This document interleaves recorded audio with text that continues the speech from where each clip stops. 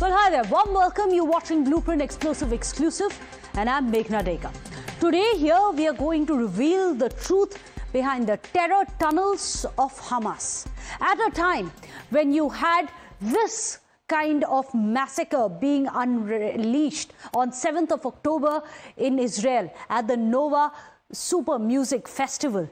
What was happening on the terror tunnels? The man who had orchestrated this butchery, Yahya Sinwar's wife, could be seen fleeing in one of the terror tunnels in Gaza with a Birkin bag, allegedly. This bag that you can see in her hands is allegedly, as per the IDF, Israeli's Defense Forces.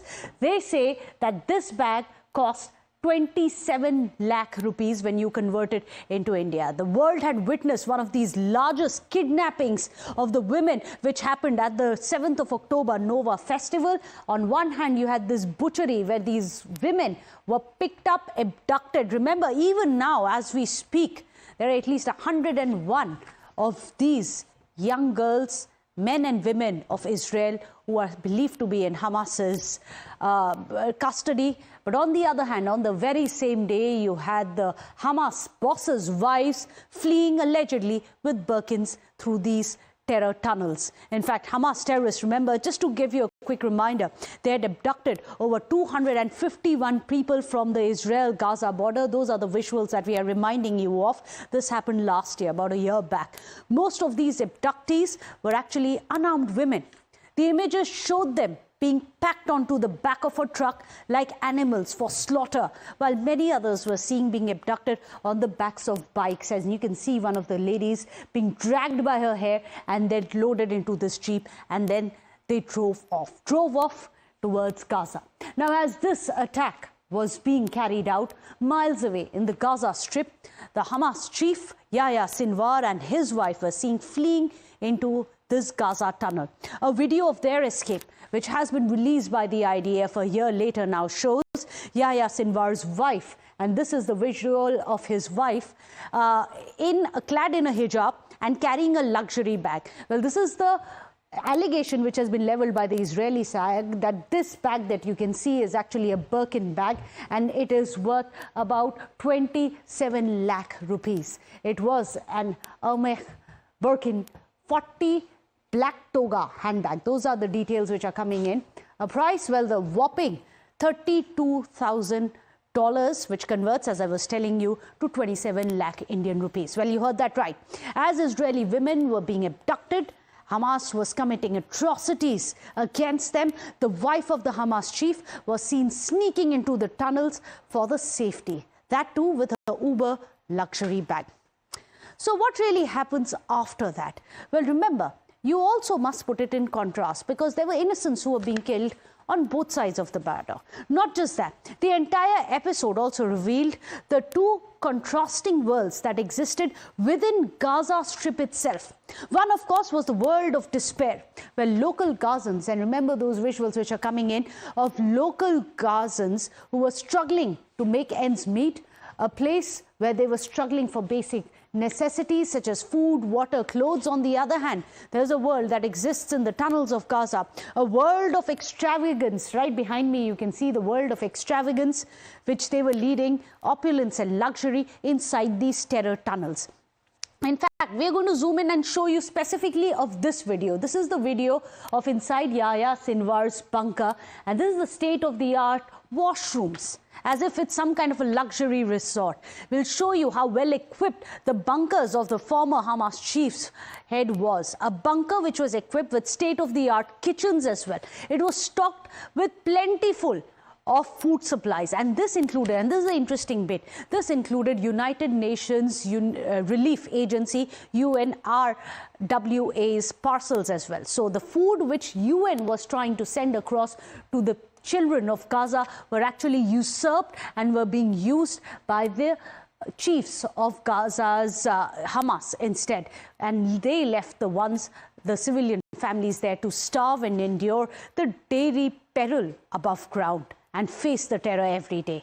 In fact, Yahya Sinwar's private sleeping quarters also had a safe stacked with millions of pounds worth of Israeli shekels and also US dollars, along with a section of expensive colognes which were lined up on his dressing table as well. A bedside table of luxuries at a time when there was terror and massacre being unleashed on Israelis. In fact, let me go across to our panelists. Today, joining us on the show, we have Major General David Soor, who is a former commander of a counter-terror unit of Israel, also the general for the Border Police Force. Joining us today on the show also we have Mohammed Najib, who is a Palestinian journalist. Now, Mohammed Najib, I'm going to come to you first because these are videos which have been released by the IDF. When we know this happened, this great escape of Yahya Sinwar and his wife into the terror tunnels of Gaza happened at the same time when there were Israelis being massacred at the Nova Music Festival. You had roughly 264 people who were butchered there. About 250 people were abducted, 101 we still don't know what their fate is. They are believed to be in the custody of Hamas. How can this be defended? I listened to your introduction, and I think the Palestinians and the Israelis' problem with Sinwar is not the brand of his wife's handbag. It's the catastrophic adventure that he conducted on 7 October and caused catastrophe for both the Palestinians and the Israelis. So I think as I hear and I follow and I know, Sinwar wasn't one of the rich of Hamas. Hamas has rich leaders, it's true. They were abroad, they have a lot of investment, they have properties. But Sinwar is not known as one of the rich of those people. But it's clear from the pictures that he was preparing for a long stay in a high-class VIP, high-class tunnel. And it could be different from the tunnels, whereas other Hamas fighters and the Israeli hostages were held in. So he was preparing his family and himself to stay in a luxury tunnel. That's true because he prepared and he planned for this adventure, and he hopes or expected to stay for a long time. But Mohammed Najib, it's barely an adventure. It was a terror attack that he was orchestrating. But do people in Gaza feel betrayed? Do people in Palestine themselves feel betrayed? The fact that there were people who were left to fend for themselves, who today face the wrath of the Israeli IDF forces who have now entered that area, that when they were being kept out as cannon fodder, the wife and the top bosses lived in luxury in underground tunnels, right below these innocent people who were living on top. People in Gaza and in the West Bank didn't elect Sinwar to lead the Palestinians. No one authorized him to conduct that. Even Hamas leader didn't know about his crazy adventure. So after a year or even from the first weeks, the people think that he led the Palestinians for catastrophe. And this is what we see, destroyed Gaza Strip. He harmed the Palestinian cause. He harmed the Israeli peace camp who was believing two-state solution. He didn't bring anything except damage to Gaza and sufferers and to 2 million Palestinians. So I don't think that people are thankful for Sinwar for what he did on 7 October. And he didn't get permission from anyone. He decided himself to go with his group, and he did what he did. And the people right now paying the price, and I think for the next 20 years, the people in the West Bank and in Gaza will continue to pay the heavy price for what he did. Absolutely. Gaza is not a place Who for paid living. the price? You're absolutely right about that. Major General David Soor, I'm going to come to you. Who really ended up paying the price for this? The innocent Israelis, the innocent Gazans as well. After all, let's not forget, these terror tunnels were right below, in many of the cases, below hospitals, below schools, below nurseries.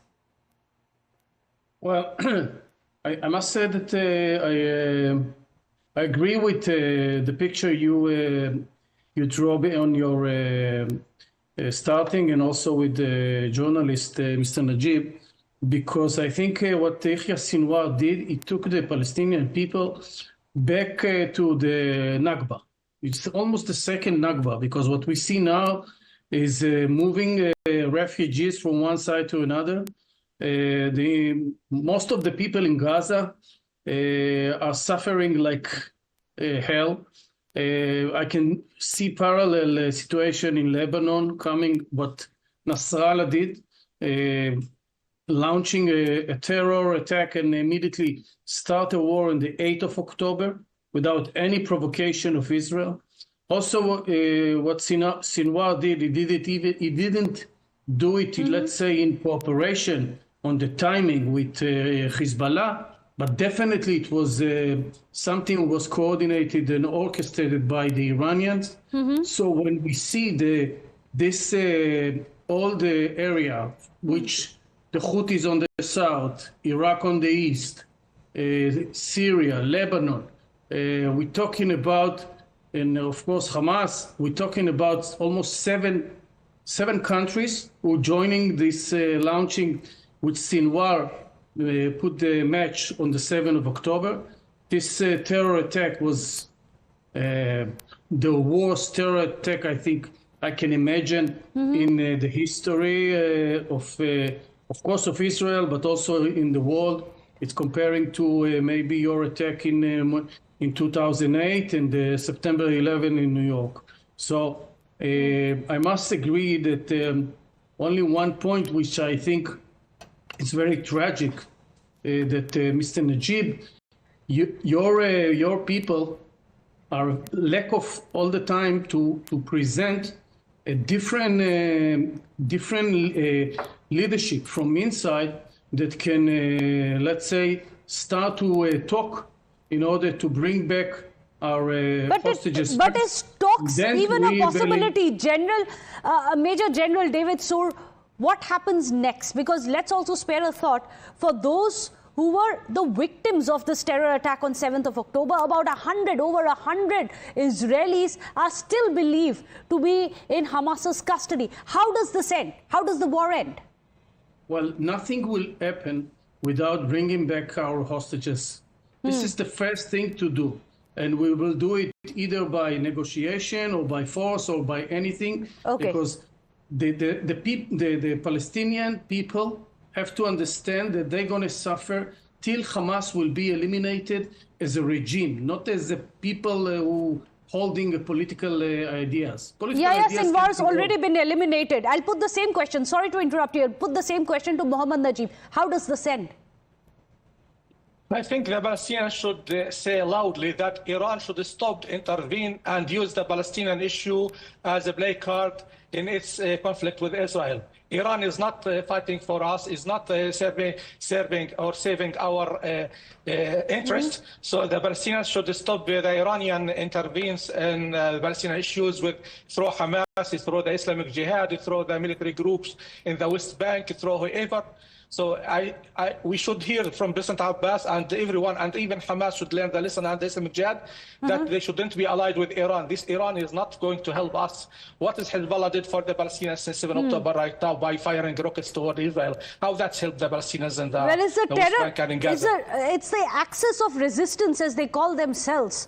But hopefully, at least that is something that India has repeatedly pronounced and repeatedly has stood by, that talks and dialogue is going to be the only way forward. Hopefully we can see an end of this war now that some of the biggest players have been taken out of the Houthis, the Hamas, as well as the Hezbollah. Thank you so much, General Soor, for joining us here on Times Now, as well as Mohammad Najib. Appreciate it. With that, a short break. Don't go anywhere.